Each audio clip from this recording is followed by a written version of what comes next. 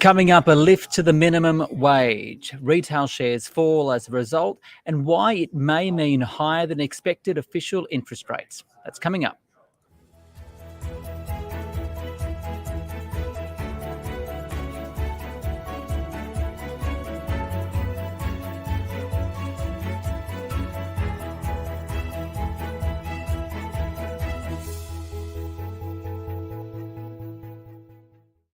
It is your daily 10-minute business and finance news wrap for this Friday, the 2nd of June 2023.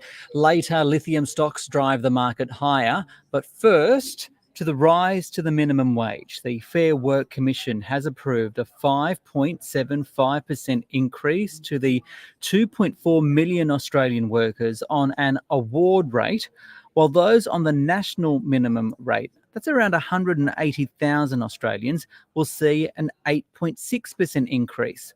But there are concerns it may feed through to inflation and force the RBA's hand. For more, I spoke with Carlos Cacho, Chief Economist at Jarden Group. We've been expecting more rate rises to come, at least one more with a risk of more, mainly because we think inflation is going to be stubbornly high. And really it's services inflation, particularly rents, that are the key driver behind that had us concerned. So you're now forecasting an extra rate rise, a peak of 4.6%. We're currently at 3.85%. So what's so worrisome about that 5.75% increase in award wages? Well, the award wage increase itself, I think is not the problem, but it's when you can take and look, it is in the Fair Work's defence, lower income earners who are much more likely to be on awards are more impacted by inflation and higher rates. And so we do need to support them. We saw in the budget, an increase in job seeker, which is going to help those lower income workers as well. But really it's the combination of higher wages with the stubborn inflation data we saw this Wednesday, and now the re-acceleration in the housing market that has us concerned that, rates are just not restrictive enough to see inflation slow towards the RBA's target. And it's really about the RBA having a credible path back to 2 to 3% inflation. And right now, our concern is that the RBA's kind of glide path of navigating a narrow path, getting inflation down over 2.5 years, is taking a little bit too long. And the risk of that is that you end up entrenching higher inflation, higher wage expectations. And in the end, you have to do a lot more pain to actually bring the economy back into a bit more of an equilibrium. So I'd say the Fair Work decision is kind of the straw that broke the camel's back, but it's not the primary driver of our change in view. A bit more on that narrow path in a few moments, but there's also a thought that people are being awarded pay rises, yet productivity isn't lifting. Is this true? And if so, what are the implications of that? Yeah, if we look at productivity as GDP per hour worked, that's definitely true. On that measure, productivity has fallen 2% over the last year. It's flat over the last 3 years. And the problem with that is it means that even relatively modest 3 to 3.5% wage increases is what we're seeing in the official measure now become inflationary. That means that for a business, the cost of doing business is going up and they have to put their prices up if they want to maintain their margins. And so the challenge with these large wage rises of 4 or 5% is if we're not actually getting a commensurate lift in productivity that flows through to business costs, and many businesses are going to have to pass that on through prices. And so I won't go quite so far as to call it a wage price spiral yet, but the risk is you kind of maintain that upward pressure on inflation. And while it's certainly coming down from 8%, we're not convinced it's on a path yet to 2 to 3%. We think it's definitely coming down to 4, but we're not sure it's going to be coming down much below that with the current rate settings. Okay, we've spoken about wages. We've spoken about the impact of businesses. A bit more detail about house prices. We've seen the value of home loan commitments come down today. Building approvals this week also weaker. What we haven't seen is home prices fall. Home prices are now starting to bounce back despite consecutive rate rises. With a peak in rates of what you're expecting at 4.6%, will that stop that increase, do you think? That's our view. We think we're going to see prices house prices have a bit of a double dip. There's been 3 key rises of the recent lift in house prices. First of all, we've got record low stock on market. For anyone who's looking, there's just not many houses out there, and there's even fewer good houses out there. Secondly, we've had that rebound in migration. And while we don't think migrants are the direct driver of the rebound in house prices, the official data suggests they're not really playing much of a part in terms of buying new properties.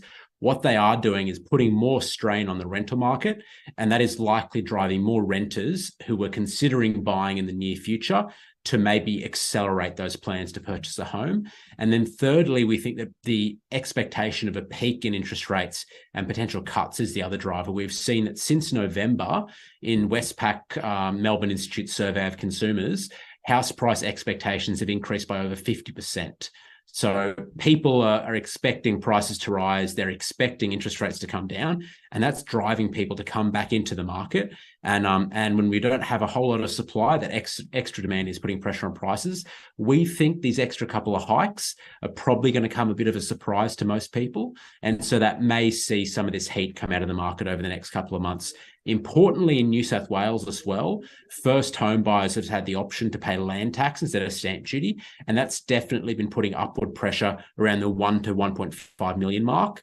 The new legislation to remove that option was just passed yesterday, and so I expect that come July, we're probably going to see a little bit of the heat come out of that segment of the market as well. Right. Final question, what kind of a predicament do you think the RBA is in? Because they've constantly spoken about this narrow path to a soft landing, but how is that path now looking? If rates do get to 4.6% as you expect, is a recession possible? Look, it's definitely a very challenging outlook for the RBA. I certainly don't envy them, and that path is getting narrower by the day. I think the RBA, going back a couple of months, had hoped they'd done the lion's share of the work to get us back on a path to 2%, 2 to 3% inflation. And unfortunately, I think they're going to have to go a bit higher to actually get there. And yes, a recession is still in our base case, but it's definitely a possibility. One surefire way to bring inflation down is to bring unemployment up and to really hit activity hard. And while the RBA doesn't want to do that, Lowe's been pretty clear that their primary focus is on that inflation mandate. And with unemployment still pretty close to 50-year lows, I think they will probably end up pushing harder. Whether we end up getting an actual recession or not is going to remain to be seen, but it's certainly becoming an elevated risk the higher rates go. Carlos Cacho there, the chief economist at Jarden Group, and the Australian share market rose though up 0.5%, 7,145. Retail stocks were under pressure though. For more, I spoke earlier with Tony Sycamore, who's an analyst at IG Markets.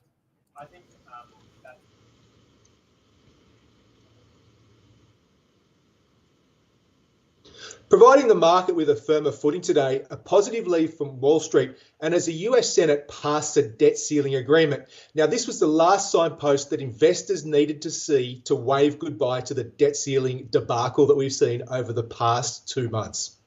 We've already gone in detail about the rise in the minimum pay. Any impact on the market though? Yeah, absolutely, yes. The larger than expected wage increase on top of Wednesday's hotter than expected inflation data has raised considerably expectations that the RBA will lift the cash rate to 4.1% next Tuesday. It's also increased the chances of a further 25 basis point rate hike to 4.35% by year end. Now, retailers also in the mix today. Coles seeing an underpayment of some staff. What can you tell me about that? Well, Coles is becoming one of the latest companies which has got this underpayment of staff issue. BHP, the mining giant, is another one, but they've made an additional $25 million provision in relation to its underpayment of staff, more than doubling its initial estimate of back paid owed. So it is an ongoing problem. Potentially it could be up to $150 million, so we'll need to watch this space. News also from another retailer, Adairs. It issued a profit warning. So what's that saying about the way the consumer is tracking at the moment? Their share price slumped 15% after it released a disappointing trading update. Cost of living pressures, higher interest rates, and of course, higher wages. It's a terrible combination for retailers. This is the reason why the consumer discretionary and staple sector were the worst performing sectors on the ASX 200 during May, and it appears that worse is still to come. Okay, positive news though for lithium rallying. What's behind that today? Yeah, absolutely. Well, the lithium share price, the price of lithium stocks has really taken off, and that's to do with the price of lithium rebounding from the lows that we saw there in the end of April. Also providing confidence to the lithium sector is the wave of M&A activity, which has swept through the ASX 200 in recent months. Finally, where do you see the opportunities for investors at the moment? Well, for us, the big opportunity is really in the AI space. I mean, when I look at AI, I think it probably resembles the dot-com rally or the dot-com bubble that we saw 1998 to 1999. We're a long way from that 2000. And what I am also seeing is that the AI technology is too early in its life cycle to really disappoint investors relative to expectations. What we think is going to present a nice opportunity is any pullbacks in AI-related stocks or even the tech-heavy NASDAQ as investors look to position for the next leg higher in the AI euphoria.